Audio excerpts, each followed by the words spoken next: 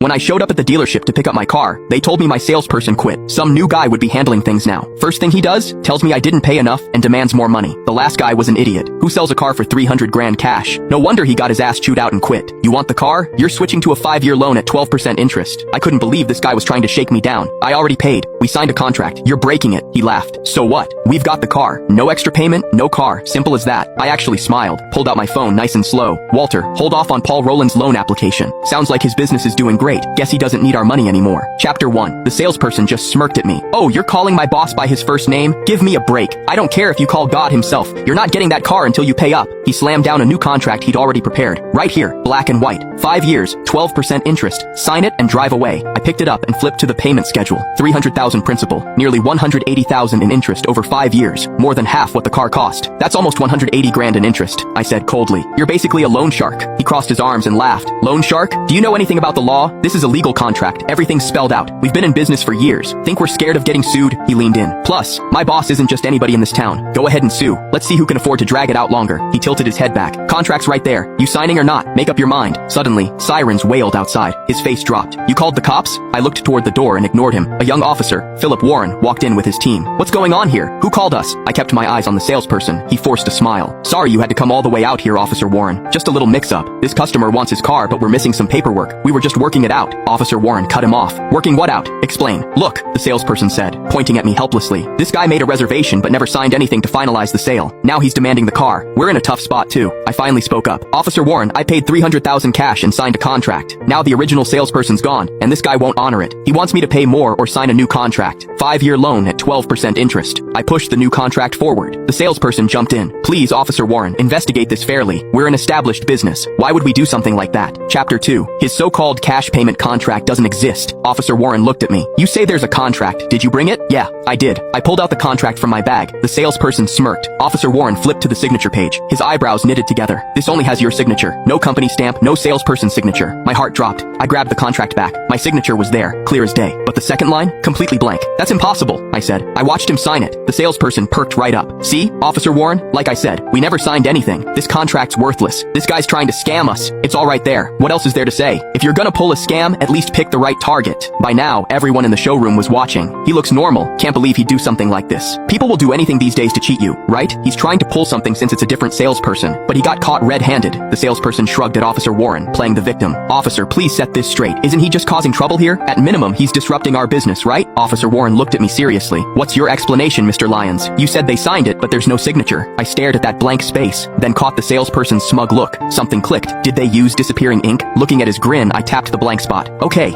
even if you didn't sign like you claim, explain this. Standard procedure is 2 copies of the contract. Both parties sign and stamp them on the spot. Each keeps a copy. If you didn't sign, why would you hand over a copy to your customer? His smile froze. Officer Warren's eyes sharpened. He looked at the contract again. Answer the question. Well, the salesperson's eyes darted around. That might have been an oversight. A procedural error. Yeah, the old salesperson's mistake. Before he could keep lying, I turned to Officer Warren. Officer, I want to see the security footage from the meeting room from a month ago. You can't. The salesperson went pale. That footage has company secrets and client information. We can't just show it to some outsider. Officer Warren thought for a moment. How about this? I'll check the footage with Mr. Lyons. Just from the day the contract was signed. It won't affect your business, and we'll get to the bottom of this. That shouldn't violate any rules, right? Sweat broke out on the salesperson's forehead. Then a cheerful voice came from the back. Officer Warren makes a good point. Our bad for the management issue. Sorry for the trouble. Everyone turned. A middle-aged man with a flushed face walked toward us. He shook Officer Warren's hand, then nodded at me, acting like he was here to mediate. Chapter 3. I'm Paul Rowland, owner of this dealership. Just got back and heard about this little incident. Really sorry for the trouble, Officer Warren. He had a friendly smile. The salesperson quickly hid behind him like he'd found a lifeline. Officer Warren summarized everything. Paul kept smiling the whole time. Officer Warren, at the end of the day, this is just a contract dispute between us and Mr. Lyons, right? Technically, it's not really a police matter. He was being polite, but his meaning was clear. The cops should back off. Then he turned to me, still smiling. Mr. Lyons, it's good for young people to have ambition, but some things aren't as simple as they look. Over a car purchase, is it worth stirring up all this trouble? You might lose more than you gain, don't you think? Behind the polite words was a threat. He was saying he had connections. If I kept pushing, I wouldn't get what I wanted. Officer Warren frowned but didn't say anything. Paul beamed at me. Young man, smart people know when to back down. I stared at his fake smile smile and laughed coldly. Know when to back down? Yeah, I'm not as flexible as you, Mr. Rowland. 3 days ago, this same guy looked completely different at the bank. He'd been crying, practically begging the account manager. Said his dealership's cash flow dried up. Suppliers demanding payment. Couldn't even make payroll. He begged the bank for a loan to save him. As bank president, I watched the whole pathetic scene from the second floor. He groveled like crazy. Nothing like the calm businessman standing here now. I only told my people to approve his loan because he seemed so desperate. He thanked us over and over before leaving. Had no clue the person who approved his loan was standing right in front of him now. Something in my expression must have tipped him off. Paul frowned, realizing something was wrong. His mind was clearly racing. Then that fake smile came back. Mr. Lyons, look how big this has gotten. Maybe it really was just an internal communication problem that upset you. He pulled out $500 bills from his jacket. Here, take this $500. My personal compensation for your time and trouble. Let's just call this a misunderstanding and move on. Sound good? He sounded casual, like he was brushing off nothing. I sneered. $500?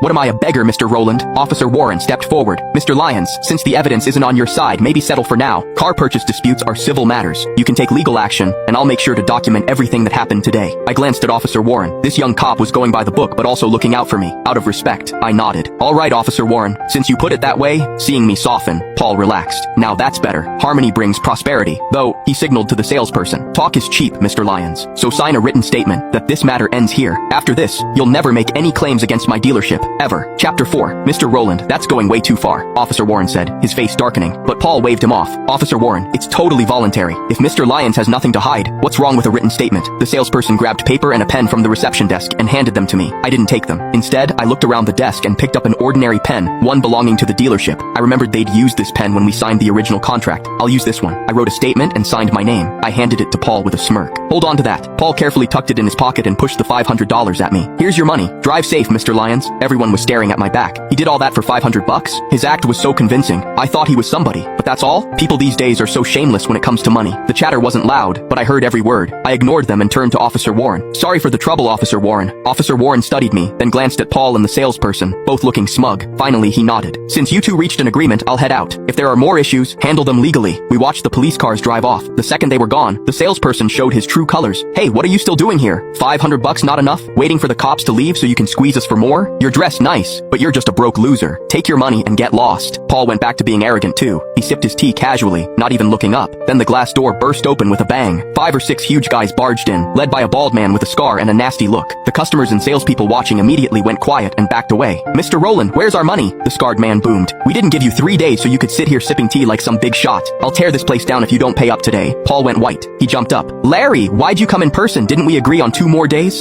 I applied for an $8 million loan from Redwood Bank, just waiting for their president to sign off and release the funds. The second I get the money, I'll pay you back. Everything plus interest. Redwood Bank? Larry sneered. Who are you kidding? How would someone like you know anyone at Redwood's main branch? $8 million? What, is your daddy the bank president? The thugs behind Larry laughed, their eyes sweeping over the luxury cars. It's true. I'm not lying. Paul fumbled for his phone. I'll call Mr. Boone right now. The account manager said yesterday that Mr. Boone would sign today. I'll call him right now. His fingers shook as he tapped the screen and hit call. At the same time, a familiar ringtone started playing in my pocket.